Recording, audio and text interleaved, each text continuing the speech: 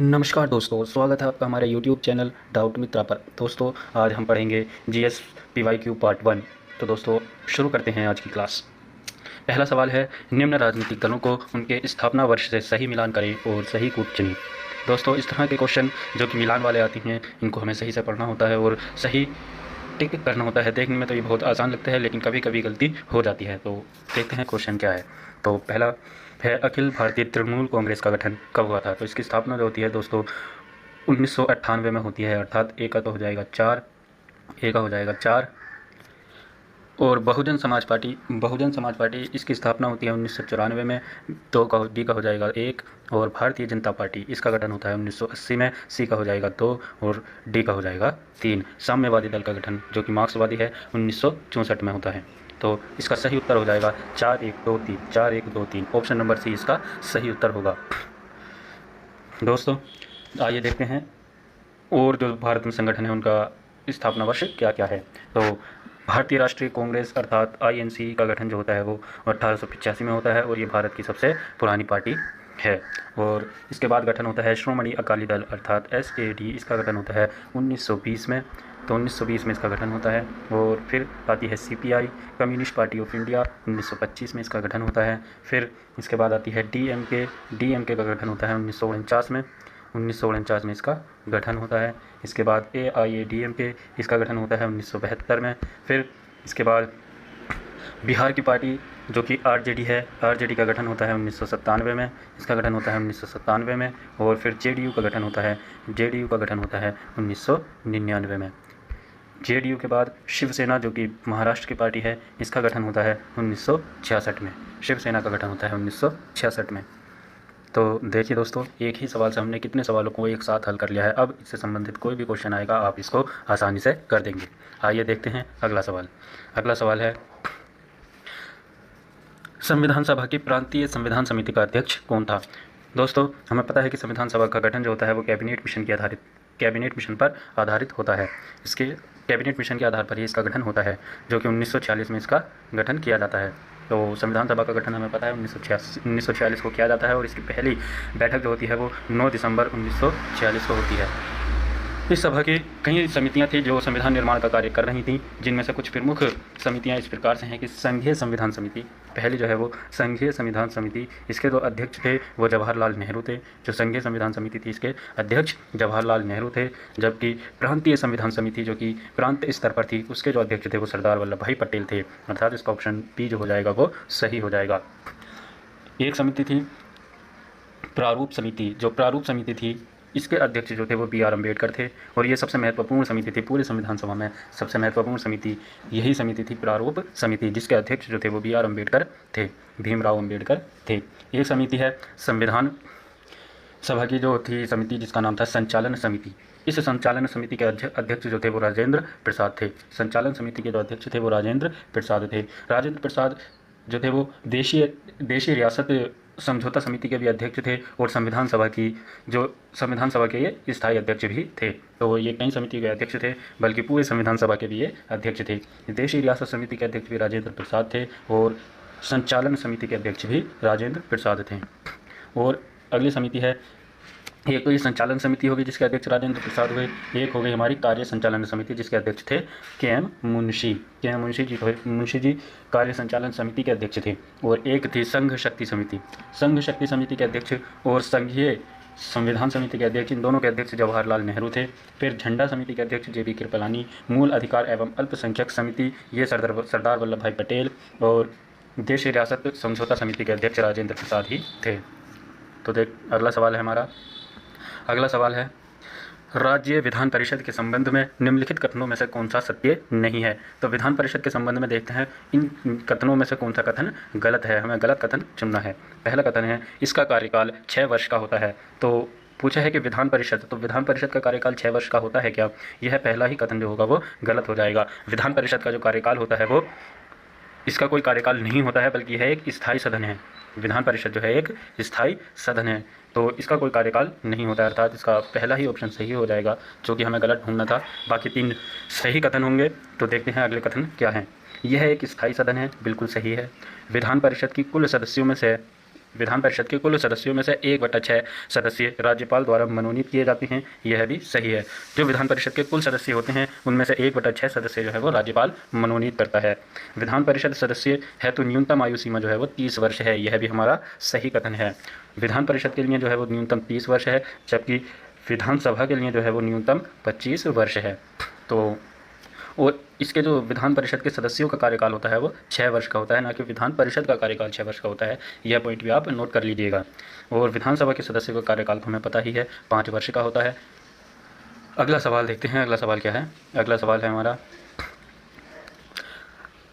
निम्न में से वह नदी कौन सी है जिसका उद्गम भारत में नहीं है? तो दोस्तों देखते हैं, हम जानते हैं कि सिंधु नदी की जो है वो 5 प्रमुख सहायक नदियां हैं और ये सवाल वहीं से बना है। तो सिंधु की 5 प्रमुख सहायक नदियां हैं जो कि रावी है, चिनाब है, व्यास है, सतलज है और एक नदी है झेलम। तो एक नदी होगी हमारी झेलम। तो देखते हैं इसमें सही उत्तर कौन सा होगा। तो जिसका उद्गम भारत में नहीं है, हमें यह देखना है। तो पहले देखते हैं रावी का उद्गम जो होता है वो हिमाचल प्रदेश के रोहतांग दर्रे से होता है। रावी नदी का उद्गम जो है वो हिमाचल प्रदेश के रोहतांग दर्रे से होता है। और व्यास नदी जो है इसका भी उद्गम हिमाचल प्रदेश के रोहतांग दर्रे से होता है। और चिनाब नदी ये भी हिमाचल प्रदेश से ही निकलती है, भारत से ही निकलती है और इसका जो उद्गम होता है वो हिमाचल प्रदेश से होता है और इसका उद्गम बारालाचला दर्रे से होता है। जबकि सतलज नदी जो है ये तिब्बत में स्थित मानसरोवर ताल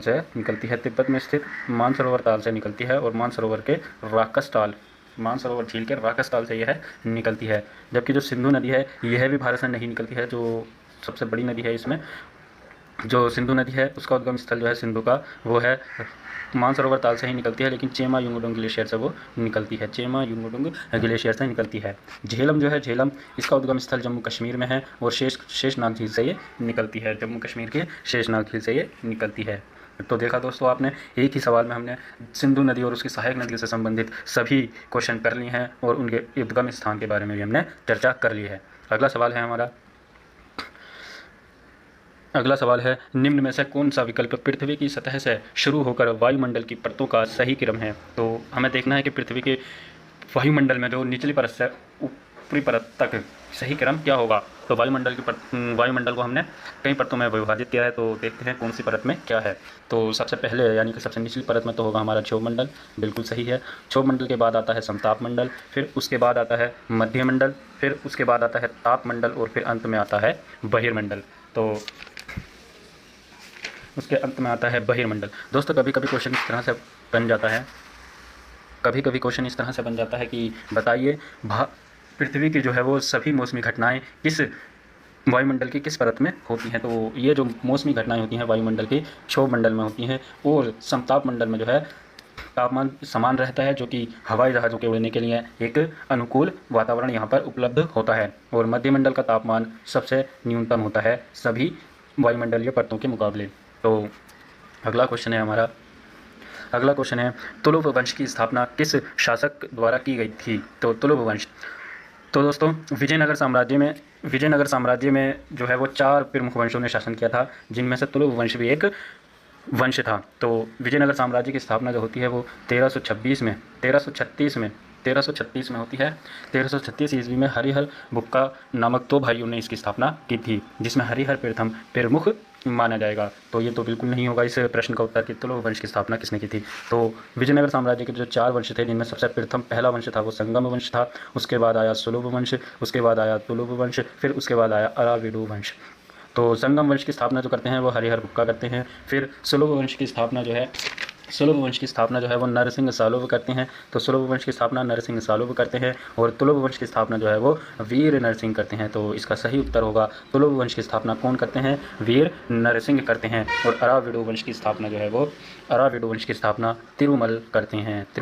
इसकी स्थापना करते हैं। संगम वंश की स्थापना तो पता ही है 1326 में होती है, जबकि सुलुभ वंश की स्थापना 1485 में होती है और जो तुलुव वंश है इसकी स्थापना होती है 1505 ईस्वी में।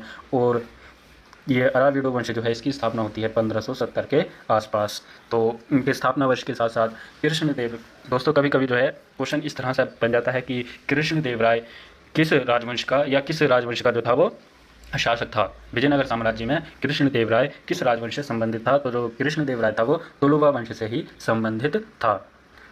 आइए देखते हैं अगला क्वेश्चन। अगला क्वेश्चन है, मोहम्मद गोरी भारत में सर्वप्रथम किससे पराजित हुआ था? तो मोहम्मद गोरी भारत में सर्वप्रथम किससे पराजित हुआ था, सवाल पूछा है।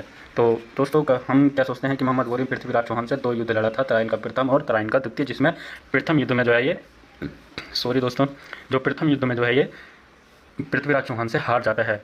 तो इसी युद्ध में वो हम सोचते हैं कि इसी में वो हारा होगा। तो दोस्तों ये हमारा बिल्कुल गलत हो जाएगा, पृथ्वीराज चौहान हम टिक करेंगे तो।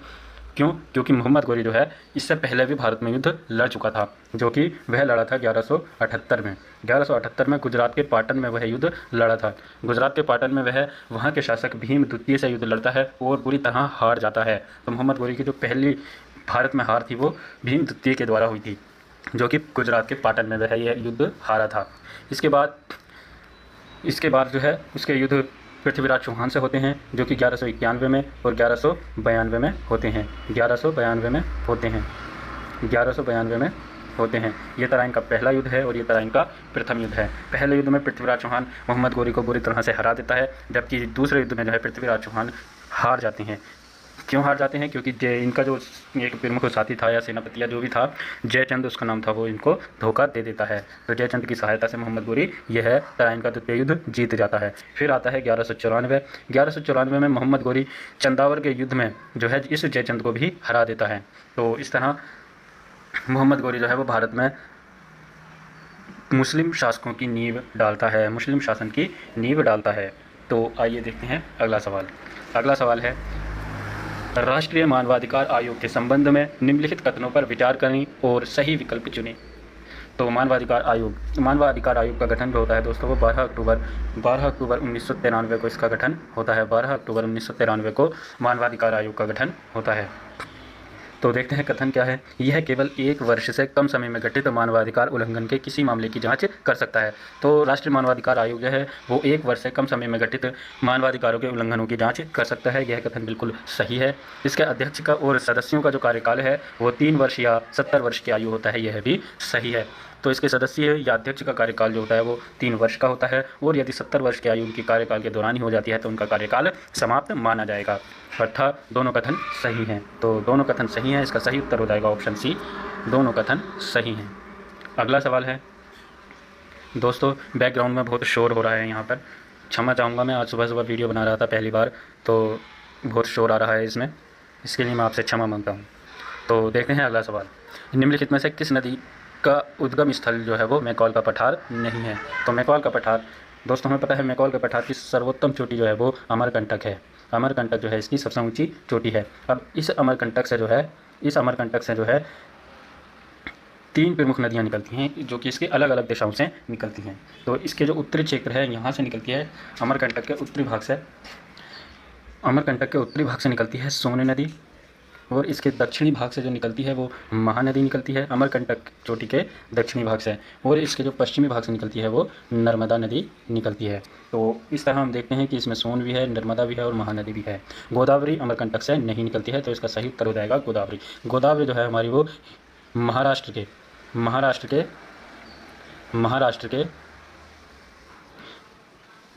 के नासिक से निकलती है। तो महाराष्ट्र के नासिक से गोदावरी नदी निकलती है। तो अगला सवाल देखते हैं। अगला सवाल है हमारा, भारत की यात्रा पर आए निम्न चीनी यात्रियों का कालक्रम के अनुसार सही क्रम चुनिए। तो भारत में जो प्रमुख चीनी यात्री आए थे उनका कालक्रम हमें यहाँ पर लगाना है। तो सबसे पहले जो भारत आया था वो फाहियान था। फाहियान भारत आया था। फाहियान जो था भारत कब आया था? फाहियान भारत आया था 400 ईस्वी के आसपास, जो कि चंद्रगुप्त द्वितीय के शासनकाल में यह भारत आया था। चंद्रगुप्त द्वितीय के शासनकाल में यह भारत आया था। तो और इसके बाद आता है हुइनसांग जो है यह 628 ईस्वी के आसपास आया था। 628 ईस्वी हर्षवर्धन के शासनकाल में। फाहियान का तो पता ही है, यह 400 ईस्वी के आसपास आया था। और इत्सिंग जो आया था वो आया था 670 ईस्वी के आसपास। तो इसका सही क्रम जो होगा, सबसे पहले फाहियान आएगा तो फाहियान हो जाएगा, और फिर इसके बाद आता है हुइनसांग, फिर आता है इत्सिंग। तो ऑप्शन नंबर बी इसका सही उत्तर हो जाएगा, फाहियान, हुइनसांग और इत्सिंग। तो अगला सवाल है, विश्व की सबसे ऊंची चोटियां किस प्रकार के पर्वतों पर पाई जाती हैं? तो विश्व की सबसे ऊंची चोटियां देखते हैं किस प्रकार के पर्वतों पर पाई जाती हैं। दोस्तों पर्वतों के कई प्रकार होते हैं, जैसे ब्लॉक पर्वत, अवशिष्ट पर्वत, जो कि वायु के द्वारा घिस कर उनके केवल अवशेष बच जाते हैं, तो उन्हें हम अवशिष्ट पर्वत कहते हैं। नवीन मोड़दार पर्वत और प्राचीन मोड़दार पर्वत। तो विश्व की सबसे ऊंची चोटियाँ जो हैं वो नवीन मोरदार पर्वतों पर पाई जाती हैं। हमारा हिमालय पर्वत श्रृंखला जो है ये भी नवीन मोरदार पर्वत का उदाहरण है। और इसी तरह साउथ अफ्रीका की जो सर्वोच्चतम चोटी है माउंट किलिमंजारो ये भी जो है मोरदार पर्वत का उदाहरण है। अगला सवाल है कोनराड असंबद्धता पाई जाती है। तो कोनराड असंबद्धता क्या होती है, पहले तो हमें यह समझना है। देखो दोस्तों, जो पृथ्वी की आंतरिक संरचना है उसको हम मेनली तीन भागों में विभाजित करते हैं, जिनमें सबसे ऊपर जो आती है वो क्रस्ट आती है, फिर आती है क्रस्ट के बाद मेंटल, फिर मेंटल के बाद आती है हमारी कोर। तो क्रस्ट, मेंटल और कोर, इन तीन भागों को दो भागों में विभाजित कर दिया जाता है, जिनमें ऊपरी भाग को हम कहते हैं ऊपरी क्रस्ट और निचले भाग को निचली क्रस्ट। इसी तरह मेंटल में ऊपरी मेंटल और निचले भाग को निचला मेंटल। इसी तरह कोर में ऊपरी भाग को ऊपरी मेंटल और निचले भाग को ऊपरी भाग को ऊपरी कोर और निचले भाग को निचली कोर कहा जाता है। तो इन कोरों और इनके बीच के स्थान को, जैसे कि ऊपरी क्रस्ट और निचली क्रस्ट के बीच के स्थान को जो है कोनराड असंबद्धता कहा जाता है। तो निचली क्रस्ट और ऊपरी क्रस्ट के जो मध्य क्षेत्र होता है उसे कहते हैं कोनराड असंबद्धता। तो इसका सही उत्तर हो जाएगा ऑप्शन नंबर बी, निचली क्रस्ट और ऊपरी क्रस्ट के मध्य के स्थान को कहते हैं कोनराड असंबद्धता। और क्रस्ट और मेंटल के बीच जो है इसको कहते हैं हम मोह असंबद्धता। और ऊपरी मेंटल और निचली मेंटल के बीच के क्षेत्र को क्या कहते हैं, ऊपरी मेंटल और निचली मेंटल के क्षेत्र को हम कहते हैं रेपेटी असंबद्धता। और मेंटल और कोर के बीच के क्षेत्र को कहते हैं गुटेनबर्ग असंबद्धता। फिर आती है हमारी निचली कोर और ऊपरी कोर के मध्य जो क्षेत्र होता है उसको कहते हैं हम लेहमन असंबद्धता। देखिए दोस्तों, हमने एक ही क्वेश्चन में पृथ्वी की आंतरिक संरचना से संबंधित लगभग सभी सवालों को हल कर लिया है। अगला सवाल है क्षेत्रीय परिषद के संबंध में निम्नलिखित कथनों में से सत्य कथन का चयन करना है। तो सही कथन हमें चुनना है क्षेत्रीय परिषद के संबंध में। तो इनका गठन जो है वो राज्य पुनर्गठन अधिनियम 1956 के तहत किया गया है, ये बिल्कुल सही है। इनका गठन जो है वो राज्य पुनर्गठन अधिनियम 1956 के तहत ही किया गया है। क्षेत्रीय परिषदों की संख्या जो है वो 4 है, तो ये बिल्कुल गलत हो जाएगा। क्षेत्रीय परिषदों की संख्या वर्तमान में है 6। तो राज्य पुनर्गठन अधिनियम के तहत जब इनका गठन किया गया था तब थी इनकी संख्या 5, जो कि कुछ इस प्रकार से थी। वो जो थी कुछ ऐसे थी। जब राज्य पुनर्गठन अधिनियम के तहत इनका गठन किया गया था तो क्षेत्रीय परिषद इस तरह से थी कि पूर्वी क्षेत्रीय परिषद, पश्चिमी क्षेत्रीय परिषद, दक्षिणी क्षेत्रीय परिषद और उत्तरी क्षेत्रीय परिषद, और एक थी मध्य क्षेत्रीय परिषद। फिर आता है हमारा 1971 का अधिनियम। 1971 के अधिनियम के तहत 1972 में किया जाता है पूर्वोत्तर क्षेत्रीय परिषद का गठन। तो इस तरह हो जाती है हमारी 6 क्षेत्रीय परिषदें। अब इनके हेडक्वार्टर याद करने के लिए भी कभी कभी पूछ लेता है कि कौन सी क्षेत्रीय परिषद का हेडक्वार्टर कहाँ पर है। तो दोस्तों इसको याद करना बहुत ही आसान है। जैसे कि हमने एक मैप बना लिया है चारों दिशाओं में, तो इसको याद करने के लिए हम क्या करते हैं कि जो उत्तर, पूर्व, पश्चिम और दक्षिण में जो है यहाँ पर भारत के जो 4 प्रमुख नगर हैं, भारत के सबसे बड़े महानगर हैं, उनको हम लिख देंगे। जैसे कि उत्तर में सबसे बड़ा महानगर हमारा दिल्ली है, तो उत्तरी क्षेत्रीय परिषद का हेडक्वार्टर हो जाएगा दिल्ली में। पश्चिम में हमारा सबसे बड़ा महानगर है मुंबई, तो मुंबई में हो जाएगा हमारा पश्चिमी क्षेत्रीय परिषद का हेडक्वार्टर। और पूर्व में हमारा सबसे बड़ा महानगर है कोलकाता, तो कोलकाता में हो जाएगा पूर्वी क्षेत्रीय परिषद। और दक्षिण में हमारा सबसे बड़ा महानगर है चेन्नई, तो चेन्नई में हो जाएगा दक्षिणी क्षेत्रीय परिषद। और मध्य में हमारा सबसे बड़ा महानगर है प्रयागराज, जो कि इलाहाबाद, पुराना नाम जिसका है इलाहाबाद। तो यह हो जाएगा हमारा मध्य क्षेत्रीय परिषद का हेडक्वार्टर। फिर आता है पूर्वोत्तर का सबसे बड़ा महानगर जो है वो शिलांग है, और यहीं पर इसका हेडक्वार्टर स्थित है। शिलांग में पूर्वोत्तर क्षेत्रीय परिषद का हेडक्वार्टर स्थित है। उत्तराखंड राज्य दोस्तों, कभी कभी उत्तराखंड में पूछ लेता है कि उत्तराखंड किस क्षेत्रीय परिषद में आता है। तो उत्तराखंड उत्तरी क्षेत्रीय परिषद में नहीं आता है, बल्कि मध्य क्षेत्रीय परिषद में आता है। तो इसको याद कर लेना दोस्तों, और क्वेश्चन के साथ ही नोट कर लेना। अगला सवाल है निम्नलिखित दर्रों को उत्तर से दक्षिण क्रम में व्यवस्थित कीजिए। तो देखते हैं कौन सा दर्रा कहाँ पर स्थित है, उसी के हिसाब से हम इनको लिखेंगे। शिवकिला दर्रा ये हिमाचल प्रदेश में है, बाड़ालाचला दर्रा ये भी हिमाचल प्रदेश में है, लिपुलेख दर्रा ये उत्तराखंड में स्थित है, और खारदुंगला जो है ये लद्दाख में स्थित है। तो पहले का तो हो जाएगा 4, क्योंकि लद्दाख सबसे उत्तर में स्थित है। फिर इनमें से शिवकिला या बाड़ालाचला, इन दोनों में से कौन सा सही होगा। तो शिवकिला और बाड़ालाचला में बाड़ालाचला सबसे उत्तर में स्थित है, तो फिर आ जाएगा 2, फिर शिवकिला 1, क्योंकि ये हिमाचल प्रदेश में ही है। फिर इसके नीचे आता है उत्तराखंड, जो कि सबसे दक्षिण में है यहाँ पर। तो फिर आ जाएगा 3, 4 2 1 3, 4 2 1 3, ऑप्शन नंबर सी इसका सही उत्तर हो जाएगा। अगला सवाल है भारत आने वाले विदेशी यात्री निकोलो फोंटी के संबंध में निम्नलिखित में से कौन सा या कौन से कथन सही है। तो हमें सही कथन चुनने हैं। आइए देखते हैं निम्न में से कौन से कथन सही हैं। पहला कथन है विजयनगर आने वाला पहला विदेशी यात्री था। तो निकोलो फोंटी जो है वो विजयनगर साम्राज्य आने वाला पहला विदेशी यात्री था, ये बिल्कुल सही है। यह स्पेन का निवासी था, तो ये गलत हो जाएगा, ये स्पेन का नहीं इटली का निवासी था, इटली का निवासी था। यह देवराय द्वितीय के काल में भारत आया था। तो ये देवराय द्वितीय के काल में भारत नहीं आया था, बल्कि प्रथम देवराय प्रथम के शासनकाल में भारत आता है। इसने विजयनगर कालीन दास प्रथा, तो हमारा 2 और 3 ये गलत हो जाएंगे। इसने विजयनगर कालीन दास प्रथा का विस्तृत वर्णन किया है। ऑप्शन नंबर कथन जो है 4 ये बिल्कुल सही हो जाएगा। तो कथन 1 और 4 इसका सही उत्तर होगा। ऑप्शन नंबर बी 1 और 4 सही हो जाएगा। तो दोस्तों आपने